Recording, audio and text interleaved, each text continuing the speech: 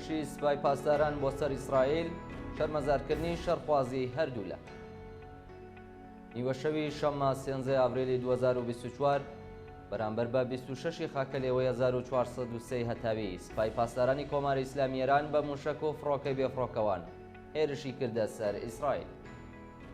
تا ئێستا راپۆرتێکی بەڵگەمەند و ورد سەبارەت بە ڕێژەی زیانەکانی ئەم هێرشە بڵاو نەکراوەتەوە، بەڵام بەڵگەکان ئاماژە بەوە دەکەن کە زیاتر لە 90% ئەو موشک و درۆنانە لە نیوەی ڕێگادا و بەر لەوەی بگەنە ئامانجەکانیان لەلایەن ئەمریکا و ئیسرائیل و هاوپەیمانەکانیانەوە لە ئاسمانی وڵاتەکانی ناوچەکە تاقێنراونەتەوە. ئەو هێرشە کە دوایی هەراوهوریا و تەبلیغاتێکی زۆر ئەنجامدرا. هێرشە موشکیەکەی ساڵی 2020 بۆ سەر بنکەی عینەسەد لە عێراق وەبیردێنێتەوە کە لە تۆڵەی خوێنی قاسم سولەیمانی بەڕێوەچوو. دواتر دەرکەوت کە کۆماری ئیسلامی بە مەبەستی ڕێگریکردن لە زیانی گیانی بە ئەمریکیەکان پێش هێرشەکە لە ڕێگەی دەوڵەتی عێراقەوە دەسەڵاتدارانەی ئەمریکایی ئاگادار کردبووە. بەو هۆیەوە تەنانەت خوێن لە لوتی هیچ کەس نەهات و کۆماری ئیسلامیش ئەوەی بە حسابی تۆڵەی کوشتنی قاسم سولەیمانی بە بیر و ڕایگشتی ئێراندا. ئێستا کۆماری ئیسلامی دەڵێت بەم هێرشە پرسی وەڵامدانەوەی هێرش بۆ سەر کۆنسولخانەکەی لە دیمەشق وەڵامی وەرگرتووە. بەڵام بەو پێی دوای چەندین ساڵ شەڕی شاراوەی نێوان دەوڵەتەکانی ئیسرائیل و کۆماری ئیسلامی، ئەمە یەکەم هێرشی ڕاستەوخۆی کۆماری ئیسلامی ئێرانە لە خاکی خۆیەوە بۆ سەر ئیسرائیل. هەل لە هەمان ڕۆژی یەکەمی ئاڤریلی 2024 کە کۆنسولخانەی ئێران لە دیمەشق کەوتە بەر هێرشی ئاسمانی ئیسرائیل و لە ئاکامدا ژمارێک لە فەرماندەکانی سوپای پاسداران کوژان، کۆماری ئیسلامی هەڕەشەی کرد کە تۆڵەی و هێرشە دەکاتەوە. خامنەی لە کاتی نوێژی جەژندا هەڕەشەکەی دووپات کردەوە بە دەر لەبوونی هەر بیانوەیەک بۆ دەستپێکردنی تێکەڵچوونێکی ڕاستەوخۆ لە نێوان دەوڵەتی ڕەگەزپەرستی ئیسرائیل و ڕژێمی کۆنەپەرستی کۆماری ئیسلامی.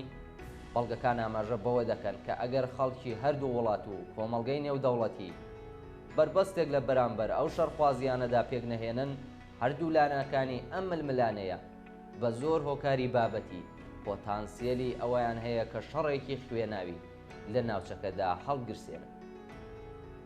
تا ئێستا دەوڵەتی ئیسرائیل هێرشی پێچەوانەی نەکردوێتەوە و سەبارەت بە هێرشەکەی شەوی ڕابردوو لە ئەنجومەنی ئاسایشی نەتەوە یەکگرتووەکان سکاڵای تۆمار کردو. دەوڵەتی ئیسرائیل هاوکات هەڕەشەی کردووە کە وەڵامی هێرشەکانی کۆماری ئیسلامی دەداتەوە، بەڵام تا کاتی ئامادەکردنی ئەم ڕاگەیاندە هیچ هەواڵێک سەبارەت بە کردەوەی تۆڵەسەندنەوەی ئیسرائیل بڵاو نەکراوە. بێگومان کردەوە شەڕخوازیەکانی هەردوو لای ئەم ململانەیە کۆنە پەرستانە و دژ بە خەڵکن. ئەگەرچی ئێستا ئاگری موشک و درۆنەکان بە شێوەیەکی کاتی خامۆش بووە، بەڵام وەڵامی ئەو پرسیارەی کە ئایا ئەم چەشنەکردەوە و دژکردەوانەی هەردوولا تا ئاستی هەڵگیرستانی شەڕێکی بە تەواومانە بەرەو پێش دەچێت یان نا، تا ئێستا ڕوون نییە.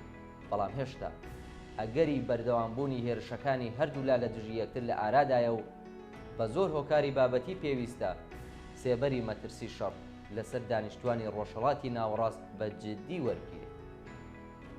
لەلایەکەوە دەوڵەتی ئیسرائیل دوای تێپەڕبوونی 6 مانگ و کوشتاری زیاتر لە 33,000 فەلەستینی نەیتوانیوە بە ئامانجە دیاریکراوەکانی خۆی بکات. لە هەمان کاتدا ئەم دەوڵەتە لەلایەن ڕایگشتی جیهان و تەنانەت هەندێک لە دەوڵەتە هاوپەیمانەکانیەوە بە مەبەستی قبوڵکردنی ئاگربەز لە غەزا لە ژێرگوشاردایە. لە ڕوانگەی نەتانیاهۆ سەرۆکوەزیری ڕاست و توندڕەوی ئیسرائیل و کابینەکەیەوە قبوڵکردنی ئاگربەز بە واتای قبوڵکردنیش کەس دێت لە بەرامبەر حەماس. پەرەسەندنی شەڕ لە ئاستی ناوچەکەدا لە ڕوانگەی دەسەڕاستیە توندڕەوەکانی ناو کابینە ئیسرائیلەوە وەک ڕێگە چارەیەک بۆ دەرباز بوون لەو بنبەستەی ئێستایان دادنرێت. هەوڵی دەوڵەتی ڕەگەزپەرست و بناژۆخوازی ئیسرائیل ئەوەیە کە بە پەلکێشکردنی کۆماری ئیسلامی بۆ ناو شەڕەکە و تێوەگلانی ئەمریکا و بە ناوچەیکردنی ئەم شەڕە شکستە گەورەکانی شەژمانگی ڕابردووی خۆی پەردەپۆش کات و قەیرانە ناخۆیەکانی کە ڕۆژ بە ڕۆژ لە پەرەسەندندایە کۆنتڕۆڵ کرد. لەلایەکی دیکەوە کۆماری ئیسلامی لەگەڵ قەیرانێکی سیاسی و ئابووری قوڵ بەڕێوڕووە کە هیچ ڕێگایەکی بۆ چارەسەرکردنیان لە بەردەمدانی. لە هەمان کاتدا ناڕەزایی و نەفرەت و بێزاری زۆربەی هەرە زۆری خەڵک بەرامبەر بەم ڕژیمە گەیشتوتە لووتکە و ڕژیم نیگەرانی ئەگەری سەر هەڵدانی تۆفانێکی بەرینی کۆمەڵایەتی. لە هەرومەرجێکی لەو شێوەیەدا دوور نییە کە وەک دوا ڕێگە چارە بۆمانەوەی خۆی هەنا بباتە بەر سەرکێشی زیاتر و ئاگری شەڕ لە ناوچەکە خۆشتر بکات تا بەڵکو ببێتە نیعمەتێک بۆمانەوەی ڕژیم. تاو جێگای کە پەیوەندی بە پرسی ڕزگاری کرێکاران و زەحمەتکێشان و کۆمەڵانی خەڵکی بێبەش و ستەملێکراوی ئێرانەوە هەیە، هیچ ڕێگایەک کورتمەودا بوونی نییە. ئامانجێکی لەو شێوەیە تەنیا بەهێزی لە بن نەهاتووی ئەو جەماوەرە دەستەبەر دەبێت.